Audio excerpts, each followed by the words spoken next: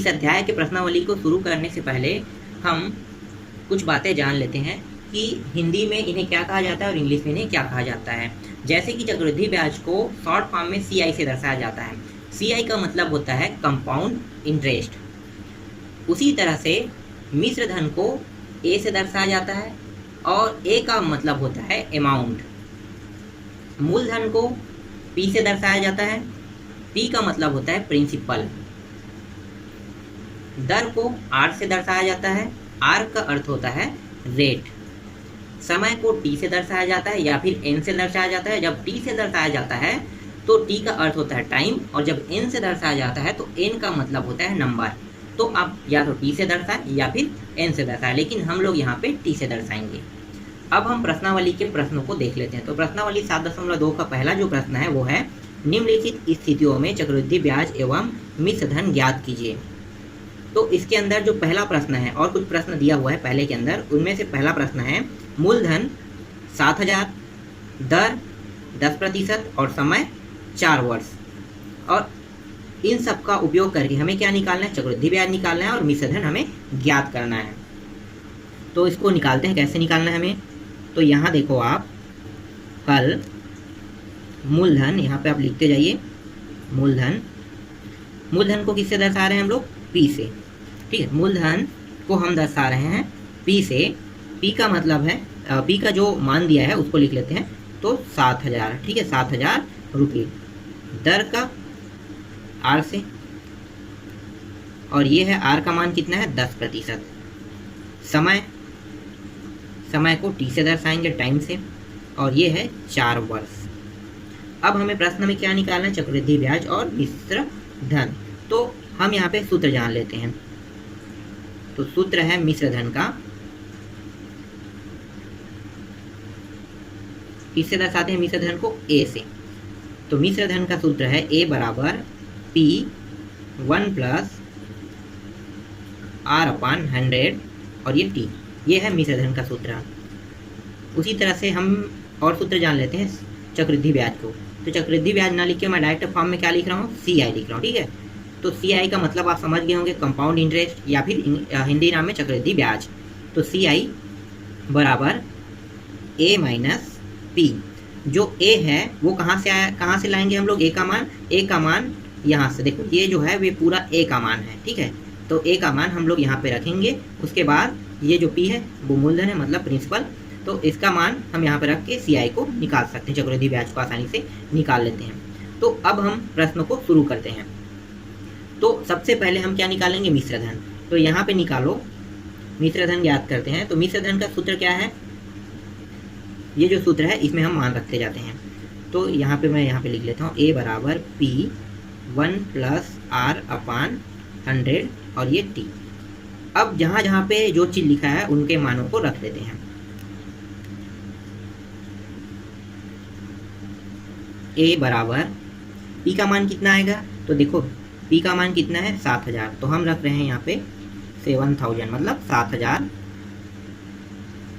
उसके बाद क्या है? कोष्टक है, फिर 1 है, फिर R का मान कितना है? 10%, तो 10/100। और समय कितना है? 4 वर्ष। ये हो गया। देखो जो जो चीज़ जहाँ पे लिखा हुआ है उसके मानों को हम लोग यहाँ पे दर्शा दिए।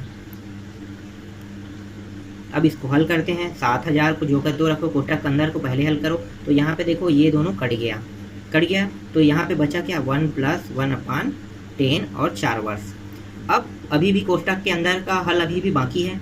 तो यहाँ पे देखो ये 1 है और प्लस लगा हुआ है। तो क्या हम इसको डायरेक्ट हल करते हैं? नहीं। तो इसको क्या करेंगे? लघुत्तम विधि से, जिसको मैं यहाँ पे साइड पे बता रहा हूँ आपको। डायरेक्ट है, इसके बाद यहाँ पे हम लोग डायरेक्ट उतार देंगे। ठीक है, तो ये 1 + 1/10 को क्या करेंगे? तो ये जो 10 है उसका यहाँ भी गुणा और नीचे में, मतलब ऊपर नीचे दोनों में गुणा करेंगे। तो ये हो जाएगा 1 × 10, और नीचे में कुछ नहीं, मतलब यहाँ भी 1 है। तो ये हो गया, ये भी 1 × 10, फिर +1, फिर 10, और ये वाला 1 जो है उसको इन दोनों के साथ गुणा। तो यहाँ पे देखो कुछ नहीं था, 1 था, तो इस 1 का इसके साथ गुणा कर दिए। तो ये इस फॉर्म से क्या निकलता है? लघुत्तम वाला जो टेक्निक है उसका आसानी से सॉल्व किया जाता है। तो ये हो गया 10 और +1, और नीचे में कितना आ गया? ये हो गया 10, और इसका भी मान 10। देखो इसका मान 10 से कम 10, तो 10 आ गया। फिर एक गुणित एक आ गया, बीच में क्या लगा प्लस, तो प्लस लग गया, नीचे में क्या है इसका 10, तो ये देखो 10 और ये भी 10 आ गया। थोड़ा सा और देख लेते हैं। अब इसको ऐसे लिख लेते हैं 10 + 1 और बटा इन दोनों की जगह में क्या लिख सकते हैं हम, ऐसे 10 लिख सकते हैं। तो ये हो गया 11/10। ठीक आ गया। अब डायरेक्ट यहाँ पे मान लिख लेते हैं। तो a बराबर 7000। तो यहाँ पे अभी क्या निकला है, देखो ये पूरा टोटल लघुत्तम वाला जो प्रोसेस है बहुत लंबा चौड़ा ना करके शॉर्ट फॉर्म में ये आ गया 11/10 और ये 4। 7000 गुणित, इसको 4 बार गुणा कर लेते हैं। तो 11/10 गुणित 11/10 गुणित 11/10 गुणित 11/10। ऐसा क्यों किए, क्योंकि ये देखो ऊपर में 4 लगा है, 4 मतलब इसका 4 बार गुणा। तो देखो 1 2 3 और 4, 4 बार गुणा हो गया। अब जो जो कट है उसको कटा दो। तो देखो यहाँ पे 1 0 कट गया, यहाँ भी 1 0 कट गया, यहाँ भी 1 0 कट गया। अब बचा क्या है हमारे पास, तो 7 गुणित 11 गुणित 11 गुणित 11 गुणित 11 और नीचे में कितना है, सबके नीचे में बटे में 10 है। तो ये 10 हो गया। अब ऊपर को गुणा कर लेते हैं। तो इसको लंबा चौड़ा में गुणा ना करके शॉर्ट फॉर्म में गुणा कर लेता हूँ। तो इसका जो मान आएगा वो आएगा लगभग नहीं, कुल मान होगा 487 इतना होगा। और नीचे में क्या है 10 है, तो ये 10 हो गया। अब ये 10 के साथ इसको भाग देंगे तो ये कट फिट के टोटल हमें प्राप्त होगा 48.7। इसको आप लोग भाग कर लेना, ठीक है। मैं शॉर्ट फॉर्म में इसको हल कर रहा हूँ, क्योंकि कटाऊंगा तो बहुत समय लगेगा, इसलिए हम लोग इसको थोड़ा बारीकी से हल ना करके थोड़ा शॉर्ट फॉर्म में कर लेते हैं। तो इतना आ गया आपका, क्या निकल गया, ये मिश्र धन। ठीक है, मिश्र धन 10,248.7 रुपये आया मिश्र धन। अब हमें क्या निकालना है, चक्रवृद्धि ब्याज। तो हमें चक्रवृद्धि ब्याज का सूत्र क्या है, यहाँ पे देखो मिश्र धन का मान क्या निकला, ये मान यहाँ पे रखेंगे और पी का मान आपको दिया हुआ है ये, इसको हम यहाँ पे रख के हल करेंगे।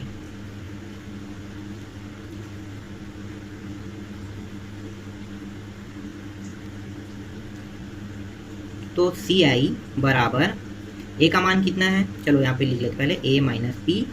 तो ए का मान है CI, ए का मान 10,248.7 और माइनस पी का मान क्या था, पी का मान 7000 है। तो पी का मान यहाँ पे 7000 रख लीजिए। अब इसको हल करते हैं तो ये 48.7 और ये जो माइनस लगा है उसको हम लोग ऐसे लिख सकते हैं, यहाँ पे नीचे में माइनस लगा के, इससे सहूलियत होगा आप लोगों को हल करने के लिए। ये रहा। और देखो इसके पीछे में कुछ नहीं, तो हम यहाँ पे दशमलव लगा के 1 शून्य डाल सकते, क्योंकि यहाँ पे देखो एक संख्या है दशमलव के बाद, तो दशमलव के बाद हम 1 शून्य यहाँ पे डाल दिए। अब इसको घटा दो, तो देखो घटाते हैं तो ये क्या हो गया 0 और 7, तो 7 का 7 आया। फिर दशमलव है दोनों में, दशमलव यहाँ पे लगा दिए। फिर यहाँ पे देखो 8 का 8 आया, फिर यहाँ पे 4 का 4 आएगा क्योंकि ऊपर में 4 है। फिर यहाँ भी 4, यहाँ भी 2 है। अब यहाँ पे देखो ये 0 और 7 है, इससे 1 हासिल लिया, तो 1 हासिल लेने के बाद कितना हो गया, ये 10 हो गया और ये 0 बन गया। तो 10 में से 7 गया तो कितना है 3, और ये जो है 0 बन गया तो इसको 0 लिख ले। तो कितना आ गया 3248.7 रुपये। क्या निकला हमारा CI चक्रवृद्धि ब्याज। तो अब हम यहाँ पे लिख लेते हैं, हमें जो ज्ञात करना था वो क्या था, तो मिश्र धन बराबर, या फिर ए से दर्शा सकते थे डायरेक्ट। तो मिश्र धन आया है 10,248.7 रुपये तथा CI शॉर्ट फॉर्म में लिख रहे हैं चक्रवृद्धि ब्याज 3248.7 रुपये है। ये आपका क्या है आंसर। ठीक, समझ में आया आप लोगों को। इस तरह से इसे निकालते हैं। इसी तरह से सेम इसके जो बाकी प्रश्न हैं वो सभी इसी तरह से बनेंगे, उन सभी को बना लेना।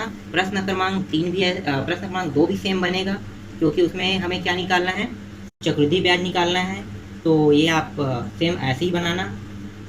फिर प्रश्न क्रमांक 3 भी सेम टू सेम ऐसे ही बनेगा, इसमें भी चक्रवृद्धि ब्याज ही निकलेगा। फिर अब देख लेते हैं हम लोग प्रश्न क्रमांक 4 को।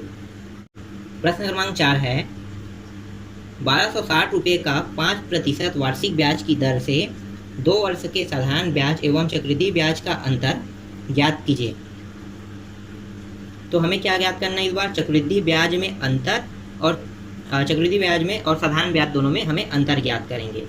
तो यहाँ पे अब लिखते हैं, अब थोड़ा शॉर्ट फॉर्म में लिखते हैं। तो मूलधन को अब डायरेक्ट दर्शा देते हैं पी से। तो पी का मान कितना दिया हुआ है 1260 रुपया। फिर दर जो है रेट तो दर को रेट से दर्शाते हैं, तो ये कितना दिया हुआ है 5%। और समय जो है, समय को टी से दर्शा रहे हैं, तो वो दिया है 2 वर्ष। हमें निकालना क्या है, साधारण ब्याज और चक्रवृद्धि ब्याज। तो साधारण ब्याज को क्या बोलते हैं, साधारण ब्याज को इंग्लिश में एसआई से जानते हैं, और एसआई का मतलब होता है सिंपल इंटरेस्ट। तो यहाँ पे लगा लो साधारण ब्याज, साधारण ब्याज का सूत्र। तो साधारण ब्याज का सूत्र क्या है, तो यहाँ पे लिखो एसआई, इसे एसआई से दर्शाते हैं, मूलधन मतलब पी गुणित आर गुणित टी अपान 100। ये साधारण ब्याज का सूत्र है। इस सूत्र में हमें मान रखना है, तो मान रख दो। तो पी का मान कितना है 1260, ये 1260 गुणित आर का मान कितना है 5 गुणित समय का मान कितना है 2, सबका मान रख दिए। अब इसको हल कर लो। तो यहाँ पे देखो ये कट गया, ये कट गया, दोनों कट गया। अब यहाँ पे देखो और कट रहा है क्या, हाँ कट रहा है, देखो 5 एकम 5 दूनी, ये भी कट गया। देखो यहाँ पे 2 भी है, यहाँ भी 2 है, ये 2 भी कट गया। अब बचा क्या, अब सिर्फ बचा 126। तो 126 रुपया क्या निकला आपका साधारण ब्याज, ऐसा ही निकला 126 रुपया। तो साधारण ब्याज निकल गया। अब हमें क्या निकालना है, चक्रवृद्धि ब्याज। तो चक्रवृद्धि ब्याज निकालते हैं। तो चक्रवृद्धि ब्याज है, चक्रवृद्धि ब्याज को किससे दर्शाते हैं, CI से, ये A माइनस P। तो A का मान क्या होता है P 1 प्लस R बटे 100, और ये ऊपर में T, उसके बाद ये P। तो इस सूत्र में अब हमें क्या करना है, वहाँ पे मान रखते जाना है। तो मान रख दो, P का मान कितना है 1260, 1 प्लस R का मान कितना है 5 बटे 100, और T कितना है 2 वर्ष। फिर से यहाँ पे क्या दिया है P, तो P का मान है 1260, यहाँ पे रखते जाए। CI चक्रवृद्धि ब्याज निकाल रहे हैं, तो चक्रवृद्धि ब्याज में इस तरह से हल करेंगे। फिर यहाँ पे 1260, अब यहाँ पे देखो 5 एकम, और ये कितना हो गया 5 बीसम। अब मुझे ये तो शॉर्ट डायरेक्ट बताने की जरूरत नहीं है कि कैसे लघुत्तम निकाला जाता है, इससे पहले वाले प्रश्न में समझ गए होंगे। तो 20 एक 21 सीधा लिख लेते हैं, 21 बटे 20 और 2, उसके बाद क्या है 1260, इस तरह से। फिर आगे 1260 गुणित 21 को, 21 बटे 20 को 2 बार गुणा कर दो, तो 21 बटे 20, 21 बटे 20 माइनस 1260। अब जो कट रहा है उसको कटा दो भाई, ये कट गया, ये कट गया, और कुछ कट रहा है, हाँ जो कट रहा है उसको कटा दो, ये कट गया, ये हो गया 2 छक्के और 2 तिया 63, जो बचा है उसको लिख लो। तो CI बराबर 63 गुणित 21 और नीचे में क्या है, नीचे में यहाँ पे है 20 माइनस 1260। तो CI बराबर, इसको भी डायरेक्ट गुणा कर लेते हैं। तो डायरेक्ट गुणा करने पे इसका जो मान आ रहा है वो है 27783, नीचे में कितना है 20 माइनस 1260, बाकी को बगल में देखते हैं हम लोग। तो फिर लिखो यहाँ पे CI बराबर, अब इस 20 का इसके साथ भाग दे देते हैं, तो भाग देते हैं, तो भाग देने पे मान आएगा 1389.15 माइनस 1260। तो CI बराबर, इसको घटा देते हैं। तो आप समझ गए होंगे कैसे घटाते हैं। चलो वैसे ही एक बार और घटा देते हैं, 89.15 और ये हो गया 1260। अब यहाँ पे देखो 60 है, तो यहाँ पे कुछ नहीं है, मतलब क्या है, दशमलव लगा के देखो कितने संख्या है, 2 संख्या, 2 संख्या के बाद दशमलव लगा दो, ये रहा दशमलव। अब इसको घटा दो, तो ये 5 1 दशमलव, ऊपर में 9 है, ऊपर में 8, नीचे में 6, घट के कितना हो गया 2। ये 3 में 2 घटाएंगे कितना बचेगा 1, और इन दोनों का 0। तो ये आ गया कितना है 129.15 रुपया। चक्रवृद्धि ब्याज भी निकल गया हमारा। लेकिन हमें क्या बताना है, दोनों में अंतर। तो अंतर लिख लेते हैं। अंतर किस किस का अंतर बताना है हमें, CI और SI। अंतर मतलब घटाना, ठीक है। तो कितने का अंतर हो रहा है, तो लिख लेते हैं। CI का मान कितना है 129.15 और इसका मान आया है 126। तो ये 126 घटा दो, तो ये आ गया 1.5। अब डायरेक्ट कर रहे हैं इसको, ये समझ गए होंगे कैसे आया होगा। इसी तरह से इसको डायरेक्ट कर 153, इतने रुपये का अंतर है, और ये क्या है आपका आंसर। ठीक, समझ में आ गया आपको। ये इस तरह से ये बनता है। इसी तरह से सेम 5वां प्रश्न भी बनेगा।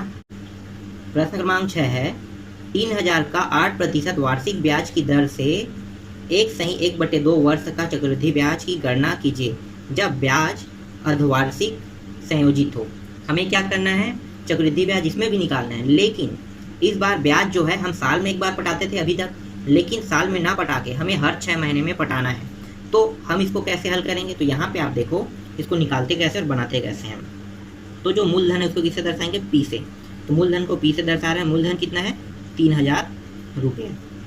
और जो दर है, तो दर को आर से दर्शाते हैं, तो आर है 8%। लेकिन यहाँ पे ध्यान देने वाली बात यह है कि जो दर 8% है, इसमें इसको हमें कितने में पटाना है, हर 6 महीने में। तो आपको पता होगा कि साल में कितने माह होते हैं, 12 माह।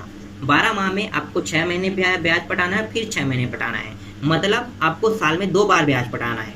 समझ में आ रहा है, साल में आपको 2 बार। तो क्या होगा, ये 8% है, 8/2 कर दोगे तो कितना प्रतिशत आ गया, 4%। ये 2 कहाँ से आया, हम साल में कितने बार पटा रहे हैं, 2। तो बस 2 से हम इसको डिवाइड कर रहे हैं, किसको, 8 को। जितने बार हम पटाते हैं उसको उससे डिवाइड कर देंगे। तो देखो साल में मैं 2 बार पटा रहा हूँ 6 महीना करके, तो क्या हो गया, 2 से डिवाइड कर दिया तो ये आ गया 4%। ठीक, इसी तरह से समय को भी निकाल लेते हैं। समय को टी से दर्शाते हैं। समय का है 1/1/2। तो इसको अगर हम ऐसे बनाते हैं तो ये हो जाएगा 2 एकम 2 और 1 3, तो 3/2 हो गया। 3/2, तो हम साल में कितने बार पटा रहे हैं, 2 बार। तो 2 का इसमें गुणा कर, देखो दर में हम हमेशा क्या करते हैं, दर में हम हमेशा भाग करते हैं उसका, उसी संख्या, देखो 2 बार पटाया तो 2 का भाग कर दिए, और उसी 2 का हम समय के साथ क्या करेंगे, गुणा करेंगे। तो देखो इस 2 का, जो ये 2 है उसका यहाँ पे गुणा कर दिए। तो गुणा कर दिए तो कितना आ गया, ये देखो ये दोनों कट गया और कट के आ गया 3। ठीक है, तो 3 छमाही लिख सकते हैं, छमाही, क्योंकि हर 6 माही में पटाना है। तो इसका मतलब 1/1, देखो इसका मतलब ये 1 साल हो गया और ये आधा हो गया, तो कितना होगा, 1.5 साल। तो हर 6 महीने में पटाएंगे तो कितने बार पटा रहे हैं, 1.5 साल में 3 बार, 6 12 6 18, तो 18 महीने तक पटाना है। तो 18 महीने में कितने बार पटाएंगे, 3 बार, तो 3 छमाही आ गया। ये समझ में आया, 3 छमाही कैसे आया, 3 बार हम जब 18 महीने में 3 बार पटा रहे हैं हर 6 महीने में, तो 3 बार पटेगा, तो देखो यहीं से कट फिट के 3 बार 3 छमाही आ गया। अब हमें लगाना है चक्रवृद्धि ब्याज का सूत्र, तो लगा दो चक्रवृद्धि ब्याज का सूत्र। तो सूत्र है CI A minus P। CI का मान, A का मान, इसका मान क्या है, तो P 1 + R/100 T और माइनस P। P का मान रख दो आप, P का मान कितना है, 3000 रख दो। 1 + R का मान कितना है, 4%। ठीक है, 4% हो गया परसेंटेज, तो ये हो गया 4, और T का मान कितना है, देखो 3 है, तो 3 लिख लो यहाँ पे। और P का मान फिर लिखो, P का मान 3000, तो यहाँ पे लिख लो 3000। आगे फिर हल करो इसको, 3000, ये हो गया 4 एकम 4 25, 25 एकम 25 और 1 26, तो ये हो गया 26/25, और ये 3 माइनस 3000। ठीक, इतना आ गया। अब आगे देख लेते हैं। तो CI बराबर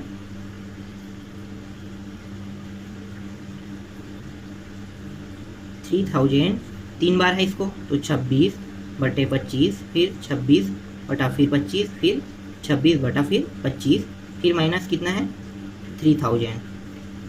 तो इतना हो गया। अब इसको आगे हल कर लेते हैं फिर से।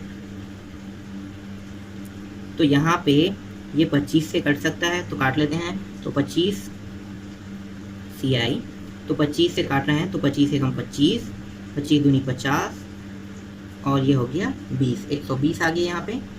फिर गुणित 26 गुणित 26 गुणित 26। अब बचा क्या हमारे पास नीचे में, 25 गुणित 25, और ये हो गया 3000। फिर CI, अभी इसको एक साथ कर लेते हैं, जैसे पहले गुणा किया था। लगातार अगर हम गुणा करते हैं, आप लोग इसको गुणा कर लेना, ठीक है, बहुत लंबा चौड़ा है, इसलिए मैं यहाँ पे गुणा ना करके सीधा डायरेक्ट गुणा कर रहा हूँ। तो ये हो गया 120, 9, फिर ये 210 है, ये 210, फिर 9, फिर 120, इतना आया। फिर माइनस कितना है, 3000, और इसके साथ 25 गुणित 25, इन दोनों 25 को क्या करना है, गुणा करके भाग दे देना है। तो अगर हम इन दोनों को गुणा करके भाग दे रहे हैं, तो हमारा जो मान आएगा वो आएगा 3374.59 माइनस 3000, इतना आया जब हम इसको मान लिया। अब इसको घटा दो, तो यहाँ पे कुछ नहीं मतलब 2 शून्य डाल दो, ठीक। अब यहाँ पे देखो इसका करेंगे तो क्या आ जाएगा 9 आएगा, फिर इनका कर लो तो ये हो गया 5, फिर दशमलव दोनों के बाद, फिर यहाँ पे देखो 4 आ रहा है, फिर ये भी शून्य है, ये है तो 7 का 7 आ जाएगा, ये शून्य और ये 3 है तो यहाँ पे आ जाएगा 3, और ये 3 और ये 3 कितना हो जाएगा 0। तो यहाँ पे कितना आ गया, CI चक्रवृद्धि ब्याज हमें प्राप्त हुआ 374.59। ये क्या है आपका आंसर है, ठीक। समझ में आ गया होगा अब आपको कैसे बनाना है। सेम इसी तरह से 7वां बनेगा, 8वां भी बन जाएगा आपसे, 9वां भी बन जाएगा, फिर 10वां भी बन जाएगा।